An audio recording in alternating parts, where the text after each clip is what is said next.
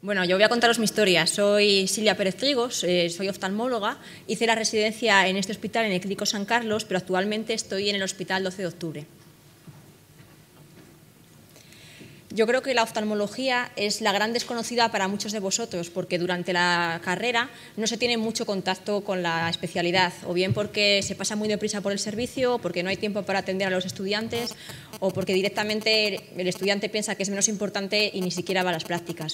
Con lo cual, yo creo que es un momento para que os deis cuenta de lo bonita que es como especialidad y, como dice Jaime, es una de las mejores. Tenéis que tener en cuenta que es una especialidad médico-quirúrgica. Lo de médico con mayúsculas es porque es más médica que quirúrgica, pero tiene algo muy bueno, y es que cuando vosotros ahora vais a elegir, uno aún no sabe exactamente si le gusta realmente la cirugía. Y esta es la especialidad idónea para descubrirla. ¿Por qué? Porque si a uno, cuando empieza la especialidad, nota que sí que le gusta mucho esa cirugía, se puede dedicar después a ella. Pero si descubre que no le gusta nada la cirugía, no hay ningún problema no hay ningún problema para que luego el día de mañana no se dedique a la cirugía y se dedique solo a la parte médica de la oftalmología. Con lo cual, la gente que esté dudando entre médica o quirúrgica, esta es una buena especialidad como opción. ¿Qué perfil tiene que tener un oftalmólogo? Pues yo creo que no hay un perfil establecido. El oftalmólogo le tiene que gustar el contacto con el paciente. Como decía Vicky, la verdad es que vemos muchos pacientes y nuestros pacientes se ven en consulta, no tenemos planta. Con lo cual, al ver muchos pacientes os tiene que gustar ese contacto, pero no es el mismo contacto que tiene un internista viendo al paciente encamado o a un paciente muy crónico. Lo que pasa que sí que tiene un perfil especial el oftalmólogo, tiene que ser alguien que le guste mucho la dinámica, ser autorresolutivo, autosuficiente, porque estos son los aspectos positivos de la especialidad. Nosotros empezamos a hacer pruebas al paciente, le diagnosticamos y en cuestión de minutos le damos un diagnóstico y le tratamos y le damos de alta. Con lo cual, yo creo que es muy agradecida como especialidad porque el paciente sale con un diagnóstico, se va a su casa, se pone el tratamiento, se cura de la patología que tiene.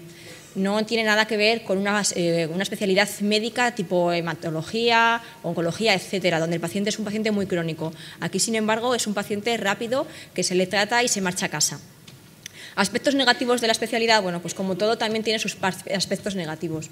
Yo creo que uno de ellos es el largo aprendizaje quirúrgico que tenemos durante la especialidad, porque la oftalmología solo son 4 años y no es que se necesiten más, es que se queda corto a nivel quirúrgico, porque el ojo es un órgano muy pequeño y al ser pequeño y delicado, cuando entras en la residencia de R1 no te suelen dejar operar mucho y después las técnicas y habilidades quirúrgicas las adquieres muy poco a muy poco, con lo cual tardas mucho tiempo en ser buen cirujano oftalmológico. Eso quiere decir que cuando acabas la residencia tienes que formarte de una manera extra para ser buen cirujano en oftalmología, porque cuando acabamos la residencia sabemos operar cataratas, todos bien, y sabemos hacer alguna cosa más. Pero nadie sale operando de la residencia retina perfectamente, glaucoma perfectamente, párpados y por lo anterior todo a la vez. Eso es imposible y quien nos lo diga pues seguramente os está engañando. Se sale de la residencia operando bien cataratas y alguna cosa más. ¿Cómo es el día a día del oftalmólogo? Yo os voy a enfocar esta charla más bien a cómo es un oftalmólogo, porque la residencia forma parte, va a estar 4 años de vuestra vida, pero realmente lo importante es saber decidir qué especialidad queréis hacer el resto de vuestra vida. Con lo cual, la residencia es muy importante porque os ayuda a que luego tengáis un buen trabajo, pero en el fondo lo importante es la especialidad, no dónde lo hagáis. El oftalmólogo, su día a día suele ser en consulta, pasa una media de 3-4 consultas a la semana y suele tener 1 o 2 quirófanos a la semana. Eso quiere decir que habrá gente que, si quiere, se dedique más a la cirugía o menos, pero lo normal es esta media. Puedes dedicarte a la oftalmología general, pasarla en un ambulatorio o en una clínica privada, o si tienes una subespecialización, pues puedes dedicarte a un tema más concreto. Hay gente que en hospitales más pequeños se dedica a varios temas en concreto, dependiendo de las agendas que tenga. Las guardias del oftalmólogo suelen ser guardias localizadas. Esto es una ventaja, depende de cómo se mire. Actualmente, pues una guardia localizada, al tener económicamente menos remuneración, pues hay gente que la prefiere que sea de presencia. Otras personas prefieren que sea de presencia porque se cobra más y porque puede hacer otras cosas en la urgencia. Pero bueno, yo creo que eso depende de cada uno. Pero lo que vais a tener es guardias localizadas y económicamente eso también se nota en la nómina.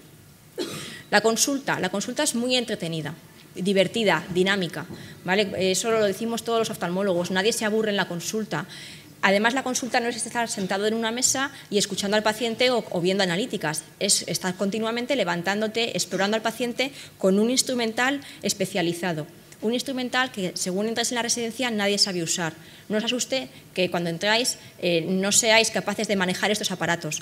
Todo el mundo aprende a utilizarlos, hasta el más torpe. Así que eso no tiene que ser un impedimento para empezar la especialidad. Lo bueno que tenemos también es que nosotros hacemos las pruebas diagnósticas. Eso quiere decir que no pedimos al servicio de radiología que nos haga pruebas, no pedimos analíticas a diario. Eso supone una ventaja a la hora de diagnosticar a los pacientes. Nosotros sí damos diagnóstico al paciente. En general, no pedimos diagnóstico fuera de nuestra especialidad, con lo cual hace que también vivamos un poco encerrados en nuestras consultas y no tengamos tanta relación con el resto del hospital. Pero eso es algo bueno en el día a día. Lo que pasa es que luego siempre tenemos que pedir favores a otras especialidades y te cuesta un poco más que a otras personas que sí conocen a mucha más gente en el hospital. Lo de alta resolución es algo que está muy de moda en los hospitales donde la gestión es más importante porque la oftalmología se está convirtiendo en una especialidad querida por los hospitales porque tenemos una alta resolución. Eso quiere decir que el paciente se ve, se diagnostica y se le da de alta. Y eso para los hospitales ahora está siendo importante, con lo cual nos suelen querer bastante a los oftalmólogos. Las pruebas diagnósticas van desde una prueba como la tomografía óptica de coherencia, que ya os explicamos en clase, a mapas corneales. Nosotros hablamos de unidades en micras, todo es muy pequeño en el ojo. Y eso al principio también es muy raro, pero luego te das cuenta de que es apasionante que algo tan pequeño pueda tener tantas partes.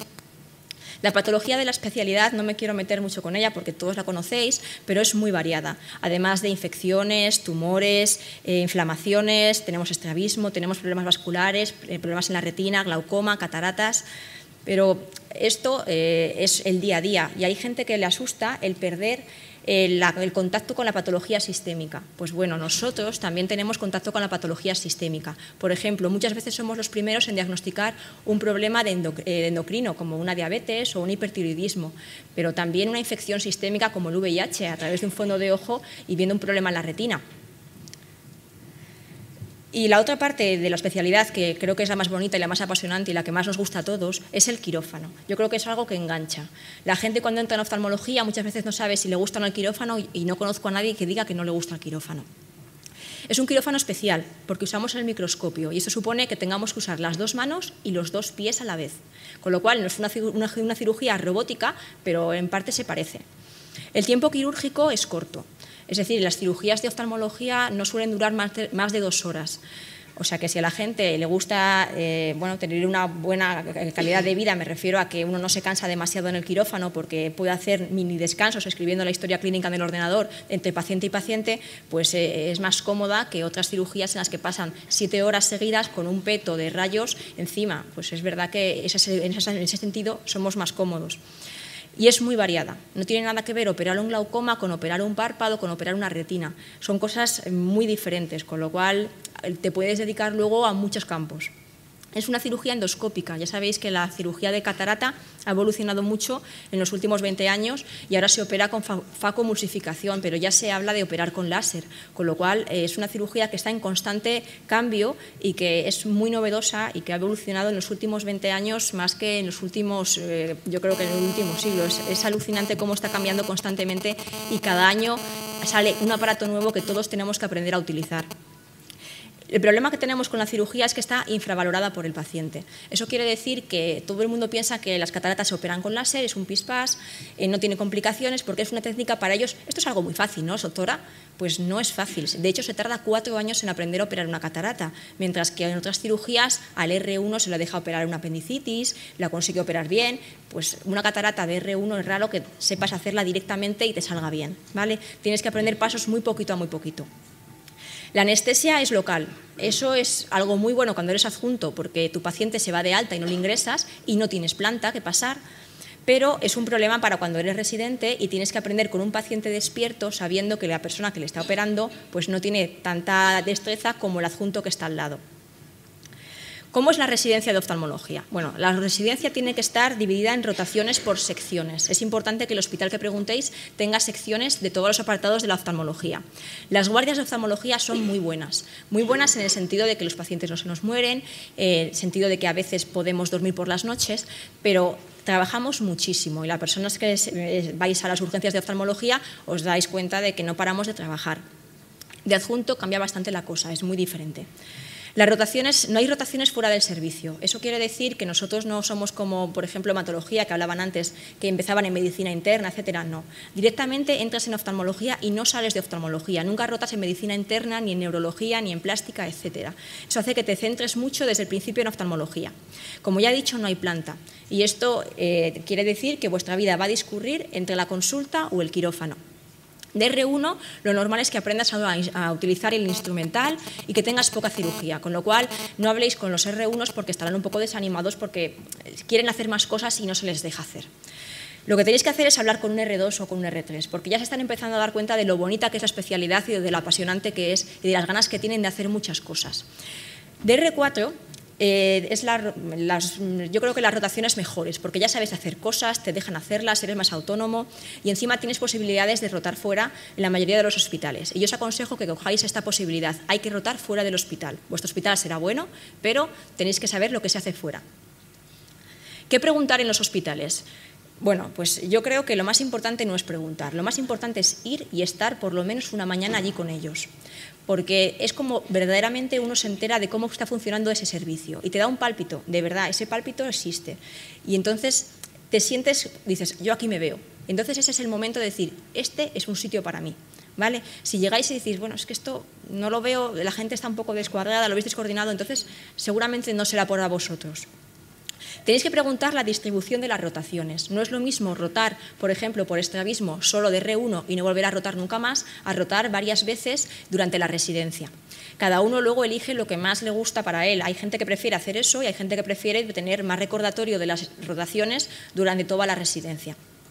Tenéis que preguntar el número de quirófanos. Aquí hay que tener cuidado porque todo el mundo le gusta fardar mucho de cuántos quirófanos hace, de cuántas cataratas hace. Tenéis que buscar a gente que sea amiga vuestra, conocida, o ir un poco recomendado para que de verdad sean sinceros con vosotros. Lo normal es que salga todo el mundo operando bien cataratas de todos los hospitales de España, así que tampoco os asuste porque en todos los hospitales se opera. El número de guardias, yo creo que lo ideal es un punto medio, ni muy pocas ni muchas. Las cirugías entre residentes, esto quiere decir que no es bueno que aprendáis de residentes, tenéis que aprender de adjuntos, eso es importante, porque las cirugías de oftalmología, como ya he dicho, requieren mucho tiempo para dominarlas, con lo cual lo mejor es que aprendáis de adjuntos, no de residentes. Las cirugías entre residentes conllevan a que tú cojas vicios de tu R mayor. Los adjuntos, preguntad si los adjuntos son docentes y ahora en tiempos de crisis, pues bueno, la gente está más achuchada en la consulta y al final a veces la docencia se pierde un poco más, entonces tenéis que preguntar si eso es así o no es así. Tenéis que preguntar cuál es el papel del residente en la consulta. Un residente pasivo no es igual que un residente que se pasa el día pasando la consulta, no es que esté solo, sino que tiene pacientes a su cargo, los ve y luego pregunta, no que se siente en una silla al lado a mirar cómo el adjunto pasa la consulta. También tenéis que preguntar qué dotación en pruebas diagnósticas tiene el hospital. Esto antiguamente era menos importante, pero yo creo que hoy en día es importante que los hospitales que vayáis a formaros tengan buena dotación y que tengan OCT, retinógrafo, etcétera, porque de esa manera vosotros vais a aprender todas las pruebas y después vais a poder utilizarlas el día de mañana. Es importante el ambiente, como sabéis, y luego las investigaciones y las publicaciones yo creo que en todos los hospitales de oftalmología se hacen, porque es una especialidad que se presta mucho también a la publicación, como a lo mejor dermatología, tenemos muchos congresos, muchas reuniones científicas, entonces yo creo que en ese sentido no vais a tener demasiados problemas. Y como he dicho también antes, lo importante es también poder tener la libertad al menos de poder hacer rotaciones externas, que luego ya cada uno elija si hacerlas o no. Sobre el futuro de la especialidad, pues a mí me encantaría tener una bola mágica y poder deciros exactamente qué os va a pasar cuando acabéis vuestra residencia. Siempre ha sido una especialidad con mucho futuro, con mucho trabajo y actualmente la cosa no es así. Yo creo que sobramos oftalmólogos, pero yo creo que esta opinión en el fondo la tiene mucha gente de su especialidad, lo que pasa que no es sincera. ¿Que hay trabajo? Hay. Todos estamos sobreviviendo al acabar la residencia. no pasa nada, son años duros, años en los que nos tenemos que formar, pero desde luego no es como hace 4 años. El futuro es diferente. Eso no quiere decir que cuando habéis vosotros no tengáis trabajo. Yo creo que es una especialidad para cogerla, independientemente de lo que esté pasando ahora o no, porque es buena. Y todos estamos encontrando huecos donde podemos trabajar, aprender, etcétera. Con lo cual, es una muy buena especialidad para cogerla. Yo creo que sí que somos demasiados residentes por año para las salidas que tenemos ahora, pero eso no sabéis qué va a pasar cuando vosotros acabéis, por lo tanto, tampoco tiene que ser un impedimento para vosotros. Y con esto es todo. Muchísimas gracias. Cualquier cosa me habréis en las oportunidades.